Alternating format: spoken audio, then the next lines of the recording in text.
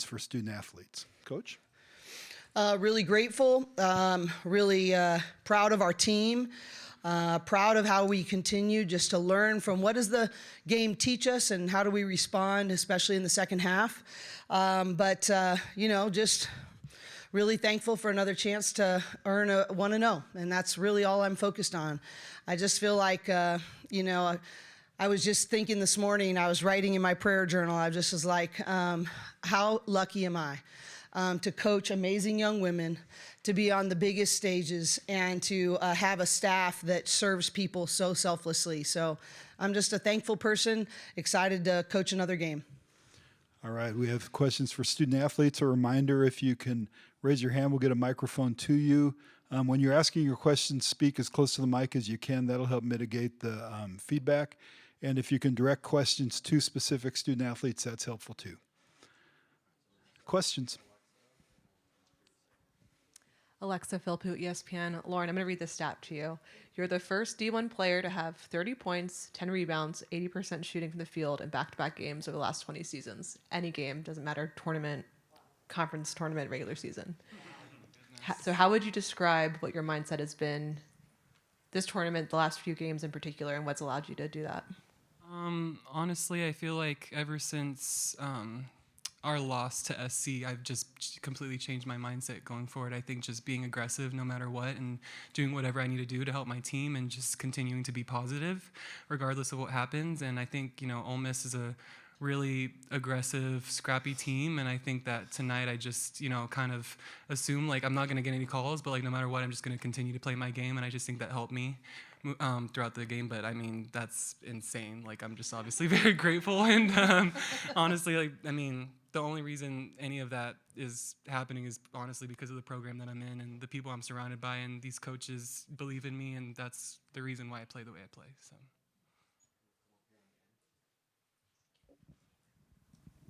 Kiki and Lauren, Kurt Sandoval with ABC7 in LA. Second consecutive game, you guys were close at the half and you pull away. What did you specifically learn from this game that you can apply moving forward? Kiki, let's start with you. Yeah, I think the biggest thing we talked about at halftime and we'll need to carry on to next game is rebounding. Ole Miss is a great rebounding team. So is LSU.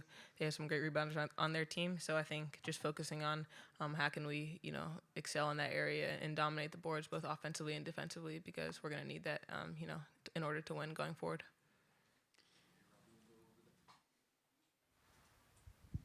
Sabrina Merchant, The Athletic. Lauren, you had that offensive foul kind of early in the game when you returned, and I think you came out and then came back in. Was there any sort of just mental reset you needed to do, or just needed to blow and then, right back to dominating? I just needed to breathe. I was dying a little bit in the first half. It was just such a fast-paced game, but I think that Coach Shannon just pretty much told me just deeper seals so that you don't even have to put the ball on the floor. I'm playing in smaller posts, so I really don't need to do too much. Just turn and shoot. So.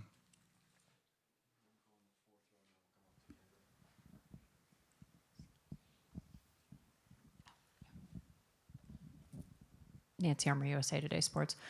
Kiki, you guys started the second half. London hit a 3. You had 2 quick baskets, and it was basically you guys were kind of off to the races then. What were they doing differently, or was that just all of your mindset that we need to get off to a fast start and we need to, just put the foot on the gas? Yeah, I think it was the adjustments we made at halftime.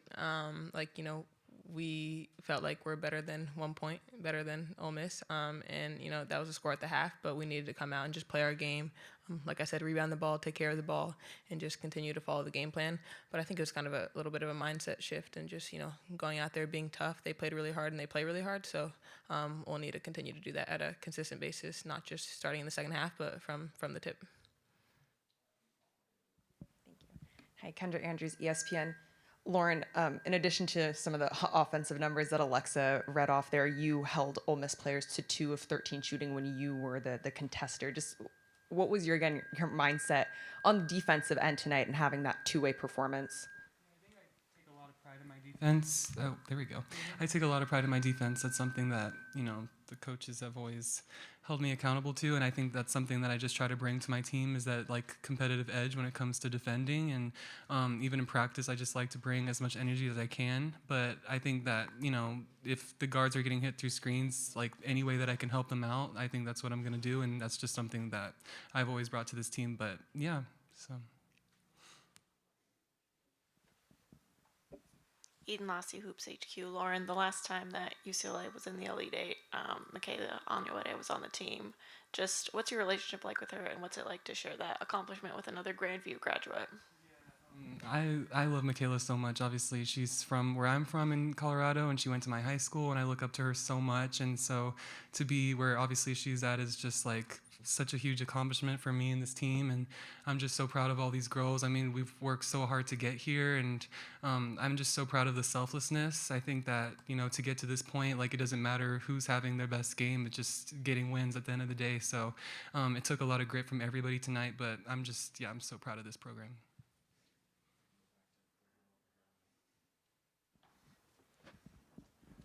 Kiki, this was your guys' like third try at a Sweet 16, and to finally get over that hump and get a win, just what does that do for you guys mentally to know that there's no curse or anything, but also just how's it feel? Yeah, for sure gives us a lot of confidence. I mean, we all expected to be here though, so it's you know, we're obviously glad we have the opportunity to play again and play on Sunday, but you know, we expected to be in this position, and it'll be, you know, a good opportunity for all of us who were on this team last year, because LSU's a team that knocked us out. So obviously we want to come out, play hard, and play really well against them, but we're just excited for, you know, the next game. Tuning in with the LA Times, Kiki, what is it like for this junior class, particularly has gone through a few different iterations, added a few people, but for you, London and Gabs, to stay together from freshmen to juniors, like, what is it like going on this journey with them? Yeah, it's everything. I mean, I think the best part about, you know, these few years at UCLA have been the friendships and my teammates and just all the experiences that we've had. So, you know, just to go out there and you know, we came here to, you know, make this program and continue to help us get better and to get to the Elite Eight, to get to the Final Four, to win a national championship, and, you know, to know that we're taking the steps in the right direction.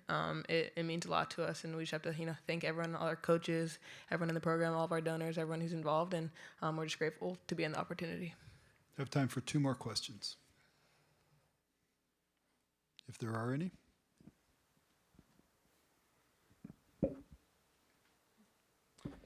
Miss Rice, I noticed you had some words for your teammate by the end of the game, and I just want to know, while up double digits, what kind of mistakes are you looking for in a team like yourself, or like your own? Yeah, I mean, I think even though we were up a little bit at the end, I think it's continuing to be, you know, as mistake-free as possible, and to not make mental errors, because those are the ones that, you know, when we get in closer games, we're going to need down the stretch. And I think, obviously, you know, we're not going to, you know, play an errorless game, but I think to continue to like cinch up all the small things and to have great communication, to bounce back really well from any small things. But you know, as the point guard and as the leader of this team, I have to, you know, continue to help everyone get on the same page, and I'll take responsibility for a lot of those errors, but yeah, I'll continue to hold everyone accountable as well.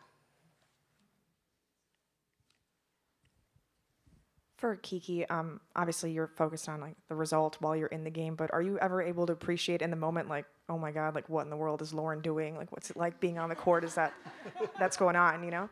Yeah, I mean, look, I'm honestly pretty used to it at this point. She's just so dominant. I see it every day in practice, and I know you guys don't see it, but it's just like every single day she comes with the same consistency, and she's just so great. So I think, you know, when we do get in games, it's just like throw the ball up to Lauren. She'll score, get me an assist. But I think just, you know, having her on my team, I'm so grateful to have her on my team and not be playing against her. All right, we say thanks to the student athletes, and we'll let them depart the stage. And once they leave, we'll open up to questions for Coach. Thank you, guys. See you all tomorrow. Bye.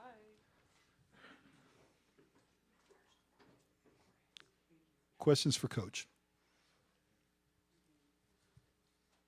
Kendra Andrews, ESPN. I mean, Lauren's efficiency tonight, just what stood out to you about whether it was her shot selection or just like the pure dominance that she displayed? It seems like she could get any kind of shot that she wanted.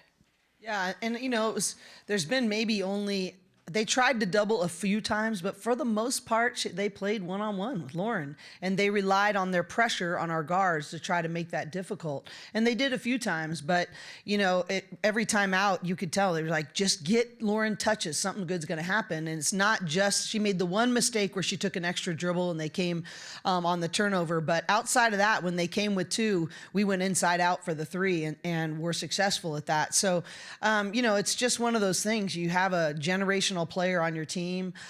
She's not only dominant for herself, but she makes everybody on the floor better. And so you just want to put the ball in her hands as many ways and as many times as possible. One of the other adjustments that we made in the second half is credit to Ole Miss's defense. One of the best ways we get Lauren the ball is from a different offensive set that we just were not able to create enough catches and ball reversals to do that. So we just said, hey, we're going to play through the middle of the floor and try to get all kinds of different ways to go high-low. And that made a huge difference because it's a lot harder to double team when you're entering the ball from the middle of the floor or from the slots. And so that was a good adjustment. That credit to my coaching staff that is always giving me great suggestions in game. But, Lauren is a dominant player on both sides of the ball, and she has been. And I think that's why she's one of the top players in the country, and that's why she makes us better, and that's why we're in the Elite Eight. Hey, Coach. David Yapkowitz from The Next. I wanted to ask you about Kendall. You played her a pretty few minutes tonight. Played her against Richmond in the round of 32.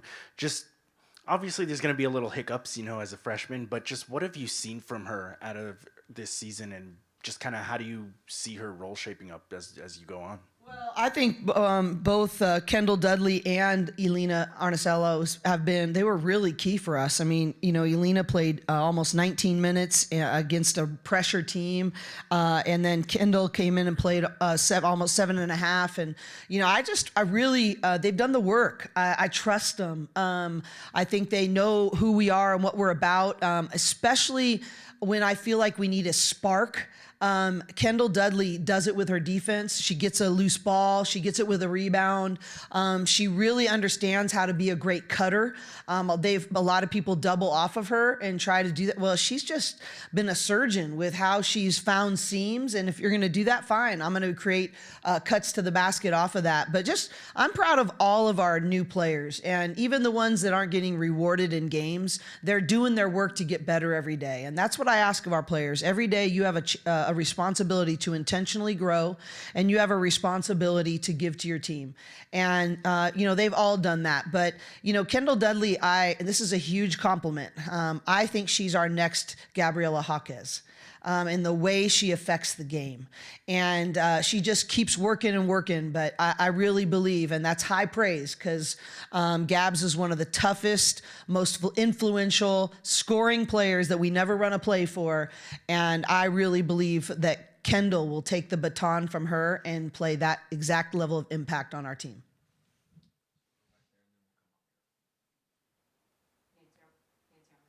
Sports. Cori, you guys did it against Richmond, and again tonight you go on these really quick scoring runs that pile up points and kind of flip the momentum in the game. How dangerous does that make a team when you have the ability to do that? Not just that you have the different options, but that you guys can score as quickly as you did.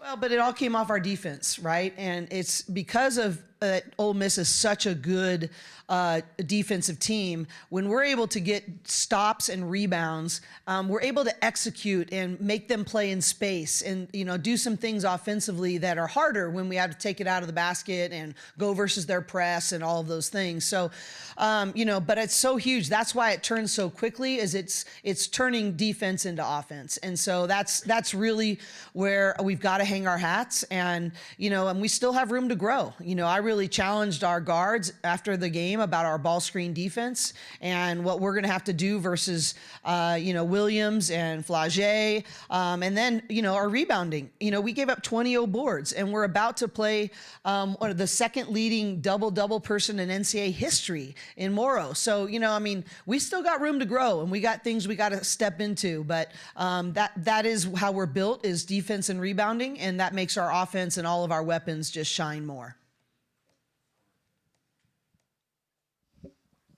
Hi, Coach Close, Kurt Sandoval, ABC7. You've always talked about learning and learning and learning.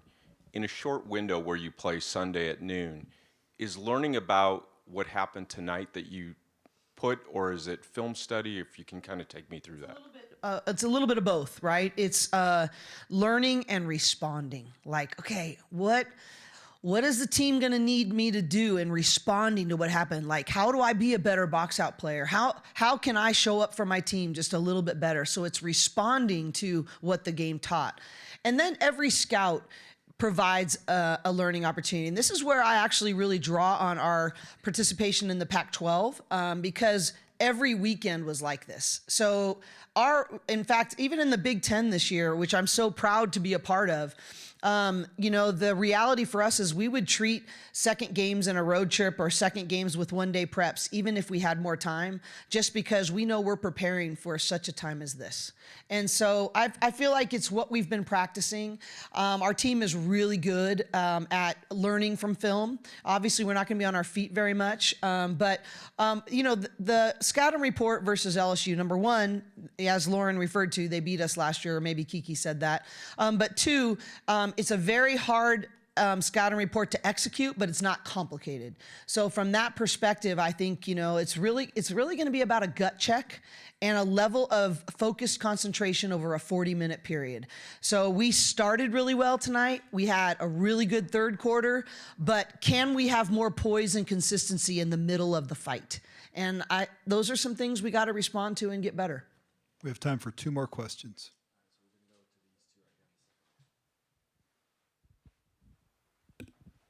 Congrats, Cori. So the adjustments you make at halftime, how do you get a team? Because this is like this third quarters have been going on for weeks now, actually. what is it that you get them there? How do you get it to sink in? I always say that if I'm going to take credit for adjustments at halftime, then I have to take responsibility why we didn't do it for better for the whole first half. So, number one, I have an elite staff. So right away, we're talking about, okay, how do we make the adjustment to be able to play through the middle of the floor better? What is that going to look like? In this case right here, Coach JC was his scout, so I went immediately to him, like, what do you think our response needs to be? I really rely on whoever person that was their scout to, like, let's work through the 2 to 3 things that we need to tweak at halftime to come out and play better. But, I really do. Like, every time someone says that, I'm like, well, I'm sure a screw up in the first half then, so I just think it's a matter of every timeout, every opportunity, can I be there for my team? And whatever that looks like, to be there for them, to help them see the game or see it through a lens that maybe they're not seeing it through, or make an adjustment that maybe they couldn't make on their own. But, our job is to prepare and empower them and then to adjust and equip them as the game goes along. And it's our privilege to do so. There's a lot of really good teams in the country, but I feel like championship teams require a great player. And I'm wondering, like, when did you realize Lauren could be that great player, and how has it been to just watch her sort of deliver on what you believed in her?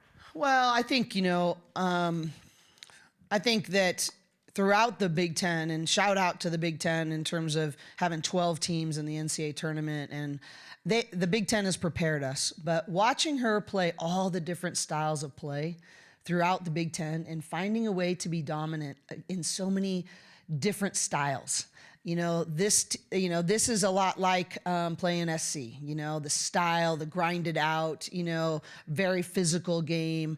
But then, we were pushed to the brink by Iowa. We were, just all these different examples, and I get in trouble when I name too many. But the reality is that whether the game was spread you out like Richmond, and she's shown she can do that and switch and play people out there.